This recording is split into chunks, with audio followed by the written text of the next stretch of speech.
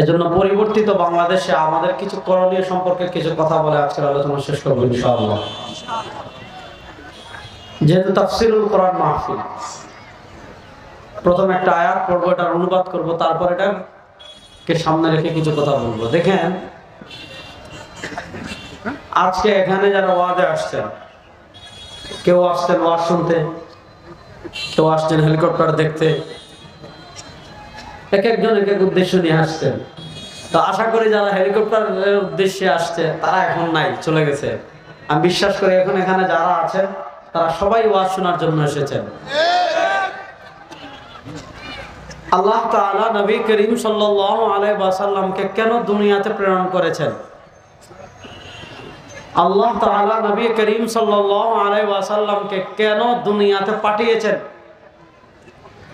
আপনি কাউকে বাজারে পাঠালে তার একটা উদ্দেশ্য থাকে, কাউকে ব্যাংকে পাঠালে তার একটা উদ্দেশ্য থাকে, কাউকে শ্বশুর বাড়ি পাঠালে তার একটা উদ্দেশ্য থাকে, কাউকে ওয়াজে পাঠালে তার একটা উদ্দেশ্য থাকে, কাউকে তাবলীগে পাঠালে তারও একটা উদ্দেশ্য থাকে, কাউকে চরমনাইতে পাঠালে তারও একটা উদ্দেশ্য থাকে। আল্লাহ তাআলা দুনিয়াতে যে একের পর এক নবী পাঠিয়েছেন। কানাত বানু ইসরাঈল তাসুসুমুল আম্বিয়া কুল্লামা হালাকা নাবিয়্যুন খালাফাহু নাবিয়্যুন। আল্লাহ রাব্বুল ইজ্জত ওয়াল জালালের সিস্টেম ছিল, আল্লাহ রাব্বুল ইজ্জত ওয়াল জালাল দুনিয়াতে একের পর এক নবী পাঠিয়েছেন, একের পর এক রাসূল পাঠিয়েছেন। কুল্লামা হালাকা ইনতাকালা নাবিয়্যুন খালাফাহু নাবিয়্যুন।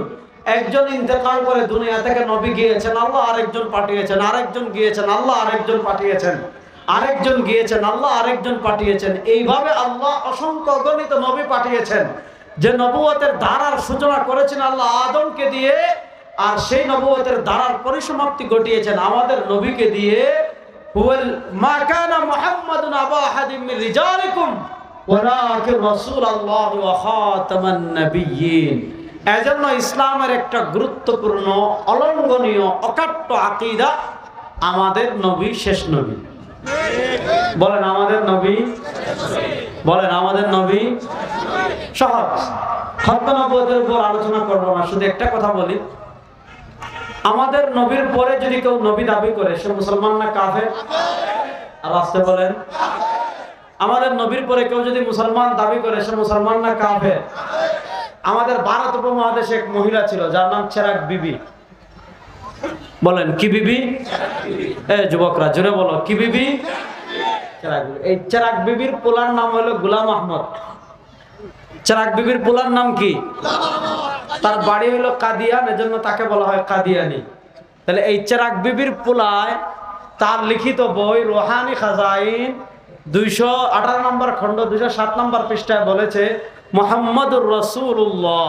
আমরা যখন কোরআনুল কারীমের আয়াত পড়ি মুহাম্মাদুর রাসূলুল্লাহ, মুহাম্মদ বলতে আমাদের চিন্তায় কে আসেন? মুহাম্মদ বললে আমাদের চিন্তায় আসেন কামলিওয়ালা। মুহাম্মদ বললে আমাদের চিন্তায় আসেন দু জাহানের বাদশা। মুহাম্মদ বললে আমাদের চিন্তায় আসেন ইমামুল আম্বিয়া।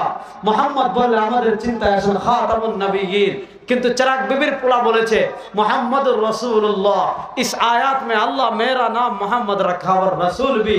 অর্থাৎ আপনি যে কালেমা পড়েন মুহাম্মাদুর রাসূলুল্লাহ, চেরাগ বিবির পোলারে যারা অনুসরণ করে তারাও কালেমা মুহাম্মাদুর রাসূলুল্লাহ পড়ে। কিন্তু চেরাগ বিবির পোলা কি বলেছে? মুহাম্মাদুর রাসূলুল্লাহ। ইস আয়াত মে আল্লাহ মেরা নাম মুহাম্মদ রাখা। চেরাগ বিবির পোলার লেখা কিতাব রুহানি খাজাইন 18 নম্বর খণ্ডের 207 নম্বর পৃষ্ঠায় চেরাগ বিবির পোলা বলেছে ইস আয়াত মে আল্লাহ মেরা নাম মুহাম্মদ রাখা। অর্থাৎ আল্লাহ যে বলেছেন মুহাম্মাদুর রাসূলুল্লাহ, তিনি মদিনার নবী না, এই মুহাম্মদ মানে আমি। ওয়ার রাসূল বি, আল্লাহ বলেছেন মুহাম্মাদুর রাসূলুল্লাহ, মুহাম্মদ আল্লাহর রাসূল। চেরাগ বিবির পোলায় বলে এই আয়াতে আল্লাহ আমাকে মুহাম্মদ বলেছেন, এই আয়াতে আল্লাহ আমাকে রাসূল বলেছেন। এবার জামালপুরের মুসলমান বলেন যে চেরাগ বিবির পোলা নিজেরা মুহাম্মদ দাবি করেছে, যে চেরাগ বিবির পোলা নিজেকে রাসূল দাবি করেছে, সেই চেরাগ বিবির পোলা মুসলমান না কাফের? এটা বলেছে 207 নম্বর পৃষ্ঠায়। কত বড় জানোয়ারের বাচ্চা! 207 নম্বর পৃষ্ঠার পরে 211 নম্বর পৃষ্ঠায় গিয়ে বলেছে, তার বইয়ের নাম এক গলতি কা এজালা, রুহানি খাজাইন 18 নম্বর খণ্ডের 211 নম্বর পৃষ্ঠায় বলেছে वो अहमद वर मोहम्मद नाम से मुसम्मा होकर मैं रसूल भी हो वर नबी भी हो यानी मुझको भेजा गया भी और गायब की खबरें पाने वाला भी।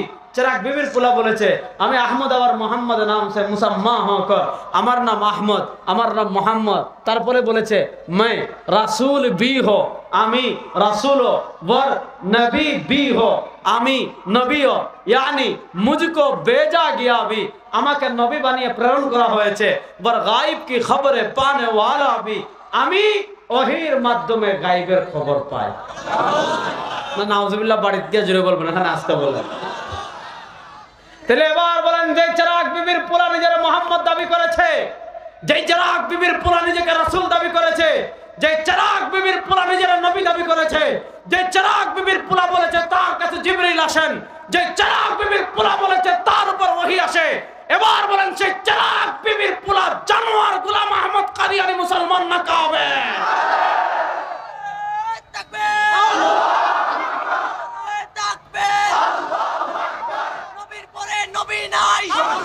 কথা ভালো করে বুঝেন।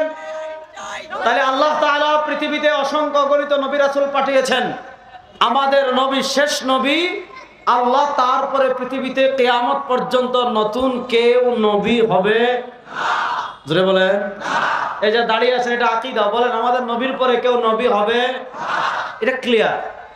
এবার আসেন আল্লাহ তাআলা তার নবীকে কেন দুনিয়াতে পাঠালেন।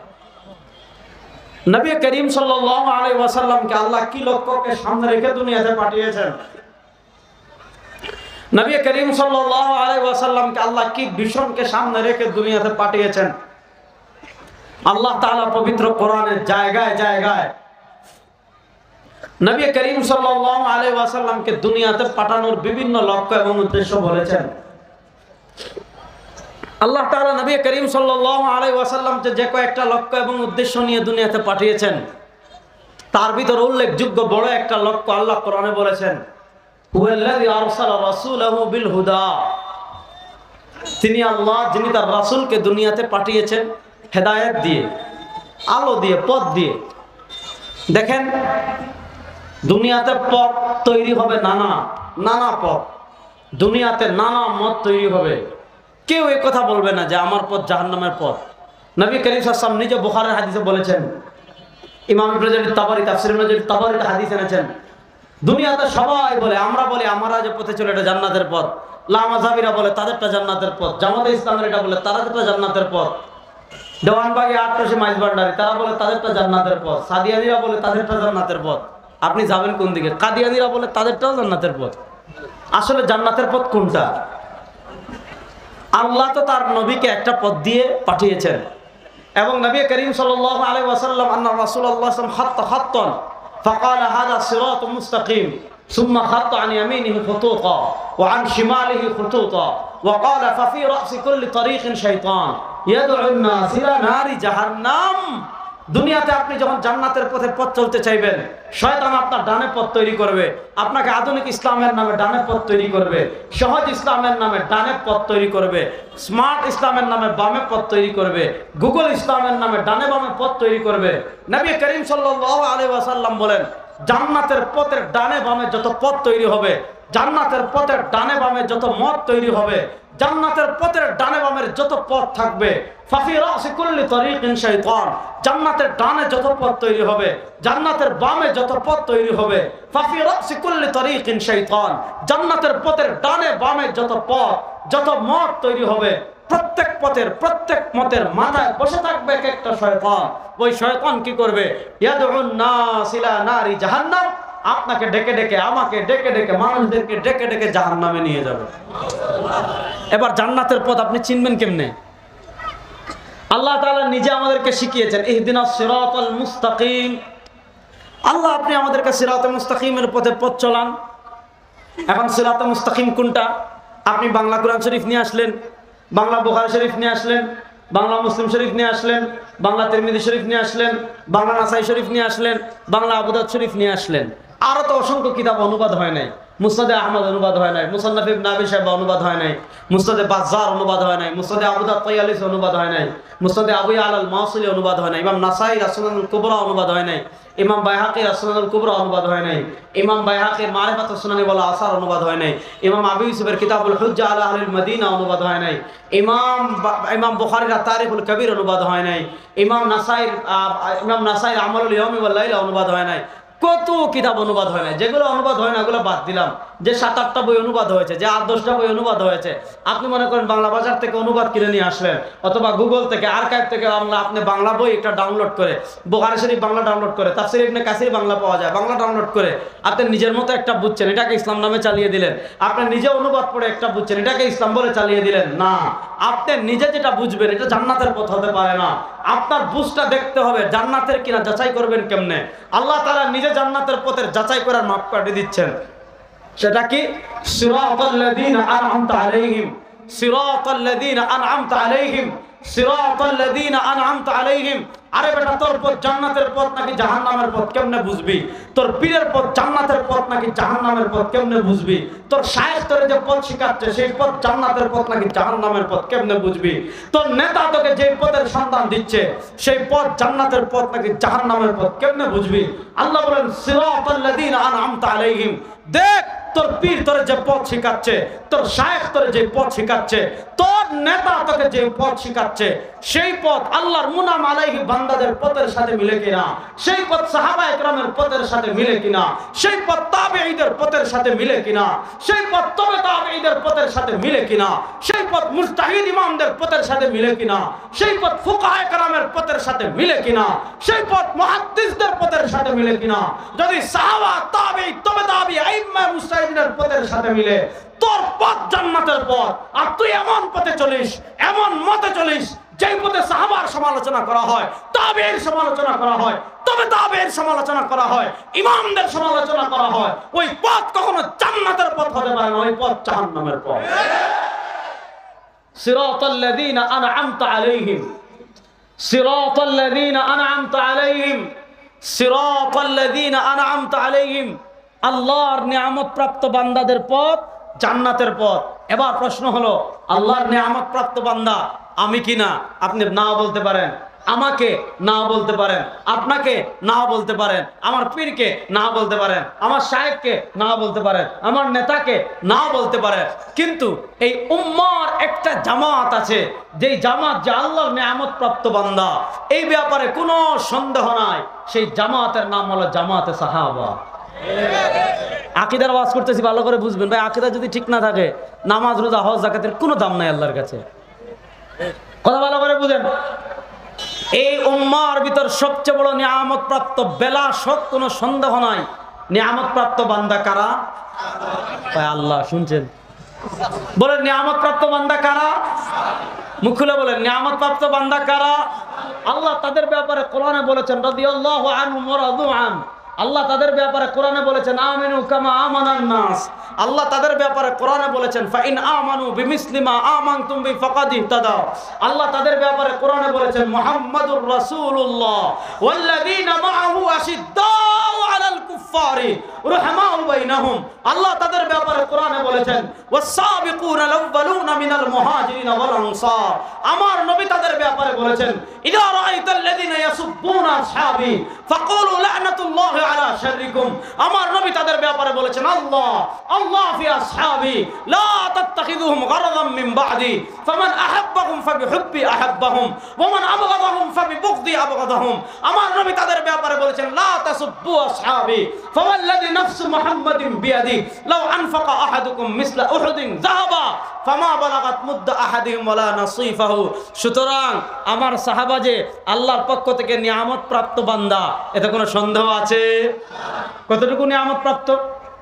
হযরত আব্দুল্লাহ ইবনে মাসউদ রাদিয়াল্লাহু তাআলা বর্ণনা ইমাম আহমদ ইবনে হাম্বল মুসনাদে আহমদে এনেছেন।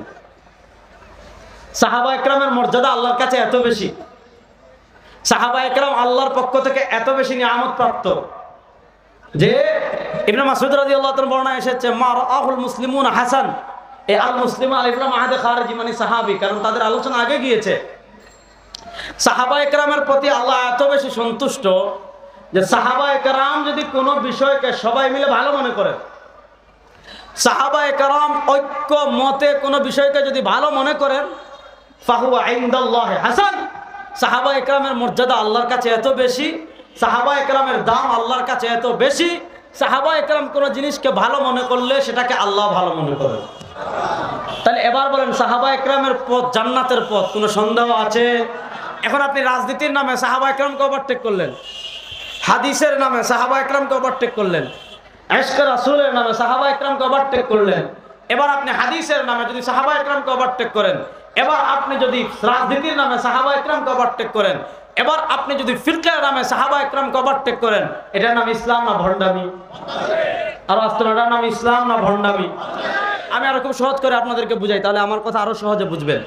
ঈমানের পর একজন মানুষ যখন কালেমা পড়লো, একজন মানুষ যখন মুসলমান হলো, মুসলমান হওয়ার পর একজন মানুষ ইসলামের ছায়া আশ্রয় নেওয়ার পর, একজন মানুষ কালেমার ছায়া আশ্রয় নেওয়ার পর, ইসলামের সবচেয়ে বড় ইবাদতের নাম কি? নামাজ। বলেন সবচেয়ে বড় ইবাদতের নাম কি? নামাজ। আপনি যেভাবে মন চায় এইভাবে পড়লে হবে না, যেভাবে মন চায় এইভাবে রুকু করলে হবে না, যেভাবে মন চায় এভাবে সিজদা করলে হবে না, যেভাবে মন চায় এভাবে দাঁড়ালে হবে না, যেভাবে মন চায় এভাবে হাত বাঁধলে হবে না, যেভাবে মন চায় এভাবে সূরা পড়লে হবে না, যেভাবে মন চায় এভাবে নামাজ পড়লে হবে না। প্রশ্ন হলো নামাজ পড়বেন কিভাবে? নবী করিম সাল্লাল্লাহু আলাইহি ওয়াসাল্লাম নামাজ পড়ার ক্ষেত্রে আমাদেরকে নির্দেশনা দিয়েছেন।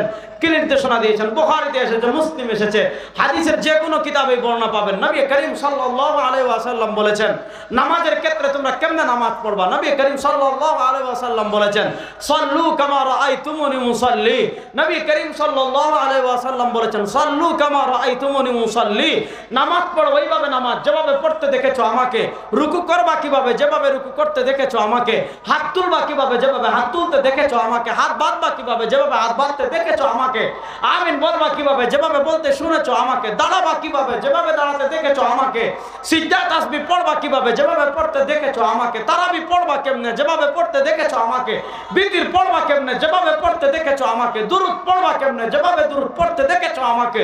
এক কথায় সরওয়ারে দু আলম সাল্লাল্লাহু আলাইহি ওয়াসাল্লাম নামাজের ক্ষেত্রে দিক নির্দেশনা দিয়েছেন যেভাবে মন চায়। তোমার বাপ যেভাবে বলে এভাবে নামাজ পড়লে হবে না, তোমার পীর যেভাবে বলে এভাবে নামাজ পড়লে হবে না, তোমার শাহ যেভাবে বলে এভাবে নামাজ পড়লে হবে না। নামাজ পড়বা কিভাবে? সাল্লু কামা রাআইতুমুনি মুসাল্লি। যেভাবে নামাজ পড়তে দেখেছো ওইভাবে নামাজ পড়তে আমাকে দাও। আমাকে যেভাবে নামাজ পড়তে ওইভাবে দাও। আমাকে মানে আমি নবী। নবীর নামাজ কে কে দেখছেন? দেখে হাত তুলেন তো। না না আপনারা দেখছেন কেউ? কারা কারা দেখেন নাই দেখে হাত তুলেন তো। মাশাআল্লাহ। তাহলে এবার প্রশ্ন হলো নবী কেমনে দাঁড়িয়েছেন এটা দেখেছেন কারা? আর আসতে বলেন। নবী কেমনে হাত তুলেছেন দেখেছেন কারা? নবী কেমনে হাত বাঁধছেন দেখেছেন কারা? নবী কেমনে ফাতিহা পড়েছেন শুনেছেন কারা? নবী কেমনে আমিন বলেছেন শুনেছেন কারা? নবী কত রাকাত বিতির পড়েছেন দেখেছেন কারা? নবী কত রাকাত তারাবি পড়েছেন দেখেছেন কারা? নবী কেমনে চলেছেন দেখেছেন কারা? নবী লেনদেন কেমনে করেছেন দেখেছেন কারা? নবী জিহাদ করেছেন কেমনে দেখেছেন কারা? নবী কথা বলেছেন কেমনে শুনেছেন কারা? তাহলে নবী করিম সাল্লাল্লাহু আলাইহি ওয়াসাল্লামের আমল জানতে হলে মাধ্যম কারা? আর আসতে বলেন নবী করিম সাল্লাল্লাহু আলাইহি ওয়াসাল্লামের আমল জানতে হলে মাধ্যম কারা? আজকে আমি দলিল দিলাম না, যারা আমাদের আমলের দলিল পান না আমি বলবো আপনারা যে চশমা দিয়ে তালাশ করেন ওই চশমাটা হলো ইসরায়েলের চশমা। আপনি ইসরায়েলের চশমা দিলে আমাদের দলিল পাবেন। আপনি ইসরায়েলের চশমা খুলেন, আল্লাহ নবীর সাহাবাদের চশমা লাগান, তারপরে না পাইলে আমার কাছে আসেন ইনশাআল্লাহ বলেন। তাহলে বলেন নবী করিম সাল্লাল্লাহু আলাইহি ওয়াসাল্লামের আমল জানতে হলে মাধ্যম কারা? সাহাবা একরামকে কোন অবস্থায় ওভারটেক করা যাবে? এখন কেউ যদি বলে আমি আবু বকরের নামাজ মানি না, কেউ যদি বলে আমি উমরের নামাজ মানি না, কেউ যদি বলে আমি উসমানের নামাজ মানি না, কেউ যদি বলে আমি সাহাবা একরামের নামাজ মানি না, আমি শুধু সহিহ হাদিসের নামাজ মানি। প্রশ্নের আরো বেটা আহম্মক, তুই যে সহিহ হাদিসের নামাজ মানবি, সহিহ হাদিস আবু বকর উমর উসমান আলী সাহাবাদেরকে বাদ দিলে হাদিস কি আর সহিহ থাকে? আপনি বলতেছেন আমি গাছ মানি না, আমি নারকেল গাছ চিনি না, আমি আম গাছ চিনি না, আমি আম খাবো নারকেল খাবো। আরে বেটা গাছ না থাকলে নারকেল তোর মাথা থেকে আইবো? সুতরাং আমরা বলি নবী করিম সাল্লাল্লাহু আলাইহি ওয়াসাল্লামের আমল জানতে হলে মাধ্যম কারা? সুতরাং যাদের আমল সাহাবার আমলের সাথে মিলবে না, যাদের রাজনীতি সাহাবার রাজনীতির সাথে মিলবে না, যাদের আকীদা সাহাবার আকীদার সাথে মিলবে না, যাদের আদর্শ সাহাবার আদর্শের সাথে মিলবে না, যাদের ইশক রাসূল সাহাবার ইশক রাসূলের সাথে মিলবে না, আল্লাহর জাতের কসম করে বলি তারা কখনো হেদায়েতের উপর থাকতে পারে না, পথভ্রষ্ট গোমরা ছাড়া কিচ্ছু না।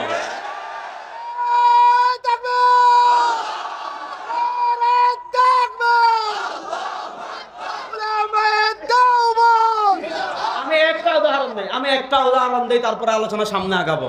আমরা যারা আছি, আমরা বিতরের নামাজ পড়ি 3 রাকাত। কয় রাকাত? কেউ যদি সারা জীবন বিতির না পড়ে তো আমার কি হয়েছে? আমার কিছু হবে? ও মা কথা, আল্লাহকে আমার জিজ্ঞাবে কি আমাদের দিন অমুকে কেন পড়লো? কোনো সমস্যা নেই। আপনি 1 রাকাত পড়বেন নাকি 5 রাকাত পড়বেন, আপনার যত মন চায় পড়েন, আমার কোনো সমস্যা নেই। কিন্তু আমরা 3 রাকাত কেন পড়ি আমি আপনাদেরকে একটা জিনিস বুঝাই। আল্লাহ নবী সাল্লাল্লাহু আলাইহি ওয়াসাল্লামের একটা মৌলিক মূলনীতি ছিল, তিনি ফরজ নামাজ পড়তেন মসজিদে। ফরজ নামাজ পড়তেন, বলেন না, ফরজ নামাজ পড়তেন, সুন্নত, ওয়াজিব, নফল, তাহাজ্জুদ এগুলা পড়তেন ঘরে। এগুলা পড়তেন কোথায়? আম্মাজান আয়েশা রাদিয়াল্লাহু, যেহেতু তিনি ঘরে পড়তেন এবং তিনি আমাদেরকে নির্দেশনা দিয়েছেন, নবী করিম সাল্লাল্লাহু আলাইহি ওয়াসাল্লাম কি নির্দেশনা দিয়েছেন? লা তাজআলু বুয়ুতাকুম কুবুরা, লা তাজআলু বুয়ুতাকুম কুবুরা, তোমাদের ঘরগুলারে কবর বানাইও না। মানে সুন্নত, নফল, ওয়াজিব এগুলা মাঝে মধ্যে ঘরে পড়বেন। যদি ঘরে পড়ার সুযোগ থাকে ঘরে পড়া উত্তম, আর যদি দেখেন ঘরে পড়তে পারবেন না তাহলে সুন্নত মসজিদে পড়বেন। এখন তো নাপিতের গোষ্ঠী বেরিয়েছে, কই সুন্নত পড়া লাগবে না, আছে না নাই? কথা ভালো করে বুঝেন, মনোযোগ মনোযোগ মনোযোগ, সময় কম, মনোযোগ। নবী এটা বুঝেন, নবী করিম সাল্লাল্লাহু আলাইহি ওয়াসাল্লাম ওয়াজিব, সুন্নত, নফল পড়তেন কোথায়? ঘরে। এবার বলেন, তিনি যেহেতু ওয়াজিব মানে বিতরের নামাজ ঘরে পড়েছেন, তাহলে আল্লাহ নবী কত রাকাত বিতির পড়েছেন? আম্মাজান আয়েশা রাদিয়াল্লাহু তাআলা আনহা জীবনে দেখেন নাই। আবার বলি, আল্লাহ নবী সাল্লাল্লাহু আলাইহি ওয়াসাল্লাম বিতরের নামাজ পড়েছেন কোথায়? তাহলে তো আল্লাহ নবী সাল্লাল্লাহু আলাইহি ওয়াসাল্লাম বিতির 1 রাকাত না, 5 রাকাত না, 10 রাকাত না, 3 রাকাত না, 31 রাকাত আম্মাজান আয়েশা জীবনে দেখেন নাই। এবার তিরমিজি শরীফের 106 নম্বর পৃষ্ঠা ইবনে আব্বাস থেকে বর্ণনা আসছে, আম্মাজান আয়েশা থেকে বর্ণনা আসছে। শুধু সহিহ না, ইমাম তিরমিজি বলেছেন হাসানুন সহিহ, মানে সহিহর বাপ। মানে আপনাদের বোঝানোর জন্য বললাম, মানে সর্বোচ্চ পর্যায়ের সহিহ। বুঝছেন? ইমাম আম্মাজান আয়েশা রাদিয়াল্লাহু তাআলা কে উরওয়া সহ একদল তাবি জিজ্ঞেস করছেন। তাবি মানে যারা সাহাবীকে দেখেছেন, সাহাবী মানে যারা নবীকে দেখেছেন। আম্মাজান আয়েশা যেহেতু সাহাবী, তাকে গিয়ে জিজ্ঞেস করছেন, ও আম্মাজান আয়েশা, আপনার ঘরে তো নবী বিতরের নামাজ বেশি পড়েছেন, আপনি বলেন বিআই শাইইন কানা ইউতিরু রাসূলুল্লাহ সাল্লাল্লাহু আলাইহি ওয়াসাল্লাম। ও আম্মাজান আয়েশা, আপনি বলেন নবী করিম সাল্লাল্লাহু আলাইহি ওয়াসাল্লাম কিভাবে বিতরের নামাজ কেমনে পড়েছেন? আম্মাজান আয়েশা রাদিয়াল্লাহু তাআলা জবাব দিচ্ছেন, কানা ইয়াকরাউ ফির রাকাতিল উলা মিনাল বিতরি বিসাব্বিহি ইসমা রাব্বিকাল আ'লা ওয়া ফির রাকাতি সানিয়াতি বিকুল ইয়া আইয়ুহাল কাফিরুন ওয়া ফির রাকাতি সালিসাতি বিকুল হুয়াল্লাহু আহাদ ওয়াল মুআওয়াযাতাইন। আম্মাজান আয়েশা জবাব দিচ্ছেন, শুনো, নবী করিম সাল্লাল্লাহু আলাইহি ওয়াসাল্লাম বিতরের নামাজের প্রথম রাকাতে পড়েছেন সাব্বিহি ইসমা রাব্বিকাল আ'লা, দ্বিতীয় রাকাতে পড়েছেন কুল ইয়া আইয়ুহাল কাফিরুন, তৃতীয় রাকাতে পড়েছেন কুল হুয়াল্লাহু আহাদ, কুল আউযু বিল ফালাক, কুল আউযু বিরাব্বিন নাস। এবার বুঝেন, আম্মাজান আয়েশা বলতেছেন, আমি দেখেছি আল্লাহ নবী সাল্লাল্লাহু আলাইহি ওয়াসাল্লাম বিতরের নামাজের প্রথম রাকাতে পড়েছেন এই সূরা, দ্বিতীয় রাকাতে পড়েছেন এই সূরা, তৃতীয় রাকাতে এই সূরা, প্রথম রাকাতে এই সূরা, দ্বিতীয় রাকাতে এই সূরা, তৃতীয় রাকাতে এই সূরা। বিতরের নামাজ 1 রাকাত। সহজ করে বলি, আম্মাজান আয়েশা বলতেছেন প্রথম রাকাতে এই সূরা, দ্বিতীয় রাকাতে এই সূরা, তৃতীয় রাকাতে এই সূরা। এবার বলেন, নবী করিম সাল্লাল্লাহু আলাইহি ওয়াসাল্লামের বিতির আম্মাজান আয়েশা থেকে কেউ বেশি দেখেছে? আসেন আরেকটা উদাহরণ দেই, সময় কম তো, আজকে আমার অনেক লম্বা ওয়াজ করা দরকার ছিল, কারণ এদিকে আমার কম আসা হয়তো এমনি। আপনারা দাওয়াত দেন না, আমিও আসি না। আবার দাওয়াত দিছেন তাও মেলা একটা লাগাইছেন সাথে, মেলা বুঝেন নাই যে মানুষ ওয়াজ শুনতে তো আসে না, আইসি হেলিকপ্টার দেখতে। যা আমি তারপরে তো আমি সময় পাইছি, বলছি আপনারা ভাই আগে যান, যাওয়ার পর আমি বয়ান করবো, যাতে 20 জন থাকলে ইখলাসের সাথে ওয়াজ শুনে। শুনেন, আমরা যারা হানাফি মাযহাব ফলো করি, আপনি মাযহাব না মানেন আমার কিছু যায় আসে না। আমরা জুমার নামাজের আগে সুন্নত পড়ি কয় রাকাত? আর আল্লাহর বান্দারা জুড়ে বলেন, আমরা জুমার নামাজের পরে সুন্নত পড়ি কয় রাকাত? এবার প্রশ্ন হলো, আপনি না পড়লে আমার কিছু যায় আসে না। সহজ কথা, আল্লাহ নবী সাল্লাল্লাহু আলাইহি ওয়াসাল্লাম জুমার আগে সুন্নত পড়েছেন কি পড়েন নাই? পড়লে মনে পড়ছে পড়ে বলবেন, আগে পয়েন্টটা বুঝেন। আল্লাহ নবী সাল্লাল্লাহু আলাইহি ওয়াসাল্লাম জুমার আগে সুন্নত পড়েছেন কি পড়েন নাই? পড়লে কত রাকাত পড়েছেন? দেখেছেন কারা? সাহাবা একরাম। বলেন দেখেছেন কারা? এবার আমি একজন সাহাবীর নাম বলি, দেখেন আপনারা চিনেন কিনা। হযরতে আলী, নাম শুনছেন নি? কত বড় সাহাবী! আল্লাহ নবী বলেছেন, ইয়া আলী আনতা মিন্নি বিমানজিলাতি হারুন মিন মূসা, ইয়া আলী আনতা মিন্নি ওয়া মানজিলাতি বিমানজিলাতি হারুন মিন মূসা ইল্লা আন্নাহু লা নাবিয়্যা বা'দি। ও আলী, মূসা আলাইহিস সালামকে সহযোগিতা করার জন্য আল্লাহ মূসার ডান হাত তার সহযোগী বানিয়েছিলেন তার ভাই হারুনকে। ও আলী, মূসার কাছে তার ভাই হারুনের যে মাকাম ছিল, আমার কাছে তোমার সেই মাকাম। পার্থক্য হলো ইল্লা আন্নাহু লা নাবিয়্যা বা'দি, পার্থক্য হলো ও আলী, মূসার পরে হারুন নবী হয়েছেন, আমার পরে আর কেউ নবী হবে না। এজন্য চেরাগ বিবির পোলা কাফের। তাহলে আপনারা বলেন যে আলী এত মাকাম, এত মর্যাদাপূর্ণ সাহাবী, আল্লাহ নবী জুমার আগে সুন্নত পড়লেন কি পড়েন না? আল্লাহ নবীর আপন চাচাতো ভাই, আল্লাহ নবীর আপন কলিজার টুকরা ফাতেমার স্বামী, আল্লাহ নবীর জামাতা, আল্লাহ নবীর তিনি পরিবারের আহলে বাইতের অন্যতম সদস্য। আচ্ছা আপনারা বলেন, জুমার আগে আল্লাহ নবী সুন্নত পড়েছেন কি পড়েন নাই? পড়লে কত রাকাত পড়েছেন? হযরত আলী রাদিয়াল্লাহু তাআলা জীবনে দেখেন নাই? আপনি না পড়েন, কিন্তু যারা বলেন হাদিসে নাই, আমরা বলি আপনি যে নাই বলেন, কারণ আপনার চোখে হলো ইসরায়েলের চশমা, আপনার চোখে হলো সৌদি আরবের রিয়ালের চশমা। আপনি ইসরায়েলের চশমা খুলেন, সৌদি আরবের রিয়ালের চশমা খুলেন, আর আলী রাদিয়াল্লাহু তাআলার চশমা লাগান, দলিল খুঁজে পাবেন। আমি একটা কিতাবের নাম বলি, শুনেন। ইলম এখনো বাংলায় 3 ভাগের 1 ভাগও আসে নাই, যে আপনি 2-4টা বাংলা চটি বই পড়ে সব শিখে ফেলবেন। কিতাবের নাম কিতাবুল ফাওয়াইদ, যদি না থাকে আমার কাছে এসে দেখে যাই। কিতাবের নাম কিতাবুল ফাওয়াইদ, লিখেছেন ইমাম আবুল হাসান খিলাই রাহিমাহুল্লাহ। কিতাবুল ফাওয়াইদ হাদিস এনেছেন। এই হাদিসকে ইমাম ইরাকি তারাহুত তাসরিব হাসান বলেছেন। এই হাদিসকে ইবনুল মুলাক্কিন আল বদরুল মুনির ফি তাখরিজ আহাদিসির রাফইল কবীর হাসান বলেছেন। এই হাদিসকে শেখ মুনাবি ফয়জুল কাদির হাসান বলেছেন। হযরত আলী রাদিয়াল্লাহু তাআলা থেকে বর্ণনা এসেছে, হযরত আলী রাদিয়াল্লাহু তাআলা বলেন, আমি দেখেছি কানা রাসূলুল্লাহ সাল্লাল্লাহু আলাইহি ওয়াসাল্লাম ইউসাল্লি ক্বাবলা আল জুমআতি আরবাআন ওয়া বা'দাহা আরবাআন ওয়া ইয়াজআলু আত-তাসলিম ইল্লা ফি আখিরিহিন্না। হযরত আলী বলেন, আমি দেখেছি নবী করিম সাল্লাল্লাহু আলাইহি ওয়াসাল্লাম জুমার আগে সুন্নাত পড়েছেন 4 রাকাত, জুমার পরেও সুন্নাত পড়েছেন 4 রাকাত। তাহলে নবী করিম সাল্লাল্লাহু আলাইহি ওয়াসাল্লামের আমল জানতে হলে মাধ্যম কারা? হুজুরে বলে না, নবী করিম সাল্লাল্লাহু আলাইহি ওয়াসাল্লামের আমল জানতে হলে মাধ্যম কারা? সাহাবায়ে কেরামকে আমরা মাধ্যম মানি কি মানি না? এই হাত তুলে বলো, মাধ্যম মানি কি মানি না? যারা সাহাবায়ে কেরামকে মানে না তারা কখনো হেদায়েত প্রাপ্ত হতে পারে না। বলেন, যারা সাহাবায়ে কেরামকে মানে না তারা কখনো হেদায়েত প্রাপ্ত হতে পারে না। পরিষ্কার কথা। এবার আসেন, তাহলে আমরা কোন পথে চলবো? হুয়াল্লাযী আরসালা রাসূলাহু বিল হুদা, তিনি আল্লাহ যিনি তার রাসূলকে প্রেরণ করেছেন বিল হুদা, হেদায়েত দিয়ে, পথের দিয়ে। পথ কোনটা সঠিক কোনটা বেঠিক চিনবেন কেমনে? দেখ পথের মাথায় সাহাবা আছেন কিনা, দেখ পথের মাথায় আবু বকর আছেন কিনা, দেখ পথের মাথায় উমর আছেন কিনা, দেখ পথের মাথায় উসমান আছেন কিনা, দেখ পথের মাথায় আলী আছেন কিনা, দেখ পথের মাথায় ইবনে আব্বাস আছেন কিনা, দেখ পথের মাথায় ইবনে মাসউদ আছেন কিনা। যদি সাহাবায়ে কেরাম থাকেন বুঝবেন হেদায়েত প্রাপ্ত। যাক, আল্লাহ তাআলা দুনিয়াতে তার নবীকে পাঠিয়েছেন পথ দিয়ে। আরেকটাকে হুয়াল্লাযী আরসালা রাসূলাহু বিল হুদা, তিনি আল্লাহ তার নবীকে পাঠিয়েছেন হেদায়েত দিয়ে। আর আরেকটা জিনিস দিয়ে পাঠিয়েছেন ওয়াদিনিল হক, ওয়াদিনিল হক, ওয়াদিনিল হক। আল্লাহ তার নবীকে একটা সত্য ধর্ম দিয়ে পাঠিয়েছেন। সেই সত্য ধর্মের নাম, আর চিল্লায়ে উচ্চ আওয়াজে বলেন, সেই সত্য ধর্মের নাম, জোরে বলেন, সেই সত্য ধর্মের নাম ওয়াল্লাযী আরসালা রাসূলাহু বিল হুদা, তিনি আল্লাহ তার রাসূলকে প্রেরণ করেছেন হেদায়েত দিয়ে। ওয়াদিনিল হক, আরেকটা সত্য ধর্ম দিয়ে। কেন পাঠিয়েছেন? লিইয়ুযহিরাহু আলা দ্বীনি কুল্লিহি, উরুস করার জন্য না, মাদারে খিচুড়ি খাওয়ার জন্য না, জিলাপি খাওয়ার জন্য না, মিষ্টি খাওয়ার জন্য না, মেলা করার জন্য না, বাবার দরবারে গিয়ে নাচ গান করার জন্য না। আল্লাহ তার নবীকে পাঠিয়েছেন লিইয়ুযহিরাহু আলা দ্বীনি কুল্লিহি। এটার ব্যাখ্যা করার আগে আরেকটা জিনিস আকীদা ক্লিয়ার রাখবেন। আমাদের আকীদা রবকে। চিল্লায়ে বলো আল্লাহ। যদি মনে করেন আল্লাহর নাম জুরে জিকির করার দলিল নাই, বা জুরে জিকির করার দলিল লাগবে, আল্লাহর নাম জুরে বলার দলিল লাগবে, রেজাউল করিম আপনাদের কাছে আসবেন, দলিল দিয়ে কবর দিয়ে দিব ইনশাআল্লাহ। কথা ভালো করে বুঝেন, মাসআলা পরিষ্কার করে বলেন। আমাদের আকীদা, আমাদের রবকে আল্লাহ। চিল্লায়ে বলেন, আমাদের রবকে আল্লাহ। আমরা বিশ্বাস করি আসমানের মালিক আল্লাহ, আমরা বিশ্বাস করি জমিনের মালিক আল্লাহ, আমরা বিশ্বাস করি পুরো পৃথিবীর মালিক আল্লাহ, আমরা বিশ্বাস করি আসমানের মালিক আল্লাহ, আমরা বিশ্বাস করি জমিনের মালিক আল্লাহ, আমরা বিশ্বাস করি চন্দ্রের মালিক আল্লাহ, আমরা বিশ্বাস করি সূর্যের মালিক আল্লাহ। এজন্য আমাদের আকীদা সার্বভৌমত্ব কারো বাপের হতে পারে না, কারো নেতার হতে পারে না। আমরা বিশ্বাস করি সার্বভৌমত্বের মালিক একমাত্র আল্লাহ। সার্বভৌমত্বের মালিক একমাত্র আল্লাহ। এবার বলেন, সার্বভৌমত্বের মালিক যদি আল্লাহ হন, এই জমিনে আইন চলবে কার? আল্লাহ। না না, রাস্তা কোন, রাস্তা কোন? জয় বাংলা কোন? তুমি আরো 5 মাইল দূর থেকে শোনা যায়। এই বাংলাদেশের জয় বাংলা বলে যারা খুন করেছে, এই বাংলাদেশের জয় বাংলা বলে যারা আলেমদেরকে খুন করেছে, গুম করেছে, টাকা লুটতরাজ করেছে, এদেশের মানুষকে অত্যাচার করেছে, এই দেশকে ভারতের অঙ্গরাজ্য বানানোর ষড়যন্ত্র করেছে, ওই জয় বাংলা বললে বাংলাদেশের মানুষ পিঠের চামড়া তুলে ফেলবে ইনশাআল্লাহ।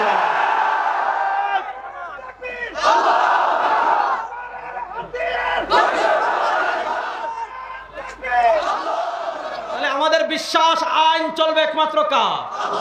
আমরা কারো বাপের আইন মানি না। জোরে কয় না রে। আমরা কারো বাপের আইন মানি, আমরা কারো নেতার আইন মানি। আরে আপনি আইন করবেন, কোরআন মানে না, কোরআনের বিপরীত আইন করবেন, হাদিসের বিপরীত আইন করবেন, সরওয়ার দু আলমের আদর্শের আইন বিপরীত আইন করবেন, সাহাবায়ে কেরামের বিপরীত আইন করবেন। 92% মুসলমানের দেশে কোরআনের বিপরীত আর কোন আইন বাস্তবায়ন করতে দেব না ইনশাআল্লাহ। বলেন ওয়াল্লাযী আরসালা রাসূলাহু বিল হুদা, তিনি আল্লাহ তার রাসূলকে দুনিয়াতে পাঠিয়েছেন হেদায়েত দিয়ে, আর আরেকটা জিনিস দিয়ে পাঠিয়েছেন ওয়াদিনিল হক, একটা সত্য ধর্ম দিয়ে। কেন পাঠাইছেন? খিচুড়ি খাওয়ার জন্য না। মাদারে আপনি 16-17টা এক বিরিয়ানি রান্না করবেন আর মজা করে খাবেন, এটা যদি নাম ইসলাম হইতো আল্লাহ নবী উহুদে দান শহীদ করা লাগতো না, আল্লাহ নবী তায়েফে রক্ত জড়ানো লাগতো না। কেন পাঠিয়েছেন? লিইয়ুযহিরাহু আলাদ দীনি কুল্লি, লিইয়ুযহিরাহু আলাদ দীনি কুল্লি। ইহুদিবাদের উপর বিজয় থাকবে ইসলাম, খ্রিস্টবাদের উপর বিজয় থাকবে ইসলাম, হিন্দুত্ববাদের উপর বিজয় থাকবে ইসলাম, সেকুলারিজমের উপর বিজয় থাকবে ইসলাম, গণতন্ত্রের উপর বিজয় থাকবে ইসলাম, সমাজতন্ত্রের উপর বিজয় থাকবে ইসলাম। আল্লাহ ইসলাম পাঠিয়েছেন বিজয়ী থাকার জন্য, পরাজিত থাকার জন্য না। এবার বলেন, আল্লাহ ইসলামকে পাঠিয়েছেন বিজয়ী করার জন্য। এই বাংলাদেশে 52 বছরে আপনি ইসলামকে বিজয় করতে পেরেছেন? নাটা বড় আসতে বললেন। বাংলাদেশে 52 বছরে আপনি ইসলামকে বিজয় করতে পেরেছেন? আমাদের সংসদে ইসলাম আছে? আর আসতে বলেন। আমাদের বিচার ব্যবস্থায় ইসলাম আছে? আমাদের অর্থনীতিতে ইসলাম আছে? আমাদের সংবিধানে ইসলাম আছে? আমাদের যে আদালত যেগুলো আছে, আদালতে ইসলাম আছে? বিদেশের সাথে যে লেনদেন করে ইসলাম আছে? ব্যাংকিং সিস্টেমে ইসলাম আছে? এবার বলেন, একটা দেশের সংবিধান কেমনে হবে? ইসলামে আছে না নাই? কোরআনে আছে না নাই? একটা দেশের সংসদ কেমনে চলবে? ইসলামে আছে না নাই? একটা দেশের বিচার ব্যবস্থা কেমনে চলবে? ইসলামে আছে না নাই? একটা দেশের আদালত কেমনে চলবে? ইসলামে আছে না নাই?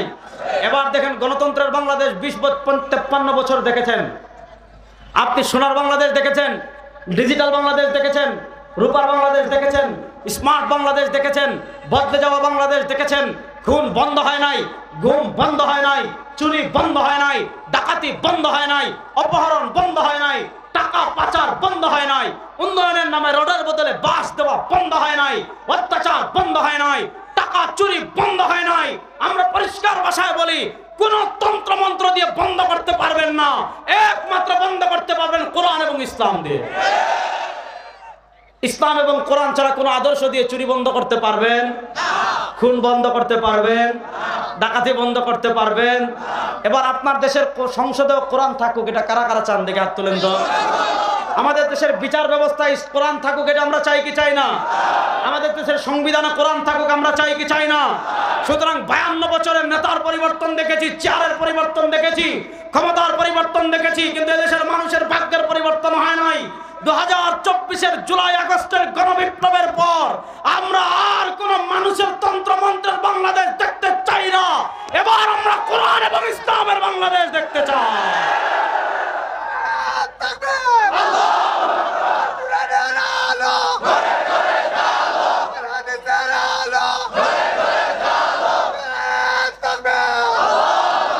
আল কোরআনের আলো তো ঘরে ঘরে জ্বালছেন 52 বছর, এখন বলবেন আল কোরআনের আলো সংসদে জ্বালো। এদেশের সংসদে আল কোরআনের আলো জ্বালাতে চান কি চান না? আজকে আমাদের দেশে আমরা কোরআনের আলো সংসদে জ্বালাইতে না পারার কারণে মমতাজ গিয়া সংসদে গান গায়, আবার কইছে আমি সিয়াসিত্তা, বুখারী, মুসলিম, তিরমিজি, মিশকাত পড়েছি। মিশকাত শরীফ নাকি সিয়াসিত্তা হয়ে গেছে, আমার জীবনের প্রথম শুনলাম, বুঝছেন?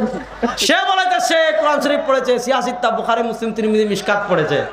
আপনি যদি কোরআন সংসদে বাস্তবায়ন না করতে পারেন, দরবেশরা তৈরি হবে। দরবেশ, এক দরবেশ যিনি আমাদেরকে সহিহ হাদিস শিখাতেন, এক দরবেশ এমন তৈরি হয়েছে, এক দরবেশ শেয়ার বাজার খেয়ে ফেলছে, এক দরবেশ ইসলামী ব্যাংক খেয়ে ফেলছে। আপনি মানুষের বানানো আইন দিয়ে, মানুষের বানানো বিধান দিয়ে কখনো বাংলাদেশের চুরি, ডাকাতি, খুন, ধর্ষণ কিছুই আপনি বন্ধ করতে পারবেন না।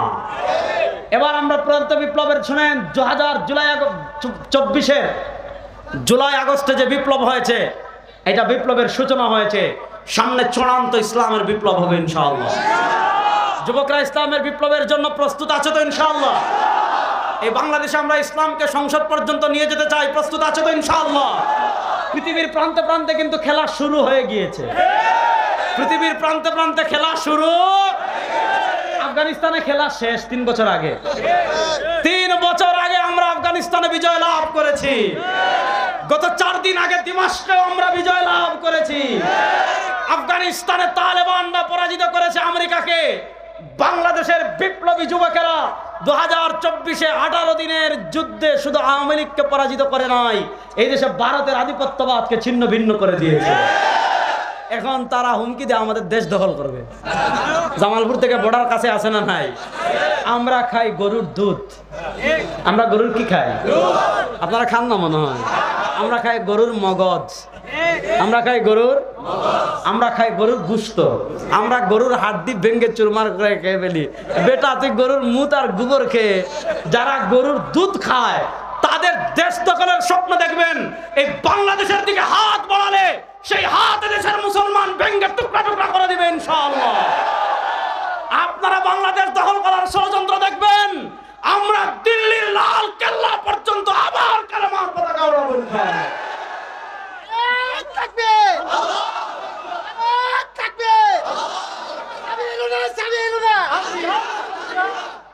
दिल्ली ने ढाका, दिल्ली ने ढाका, এই দেশে আর ভারতের দালালদের কোনো জায়গা হবে না ইনশাআল্লাহ। দেখেন এরা আমাদেরকে বলতো আমরা পাকিস্তানি রাজাকার। বাংলাদেশে যারা চুপি পরে জুব্বা পরে দাড়ি রাখে এদেরকে তারা গত 15 বছর টিটকারি মারতো, পাকিস্তানি রাজাকার। আমার বাপ দাদা 14 গোষ্ঠী, আপনার বাপ দাদা 14 গোষ্ঠী, কেউ কখনো পাকিস্তানে পলাইছে? পাকিস্তানে ভাগছে? দেখেন আমরা কখনো পাকিস্তান যাইও নি, পাকিস্তানও যাইও নি, তারপরে আমাদেরকে বলে পাকিস্তানি রাজাকার। 2024-এ এসে প্রমাণিত হয়ে গিয়েছে যারা ভারতীয় রাজাকার এই দেশ ছেড়ে তারা ভারতে পালিয়ে গিয়েছে। সুতরাং ভারতীয় রাজাকারদের সাথে বাংলাদেশের মুসলমান আর কখনো আপোষ করবে না ইনশাআল্লাহ।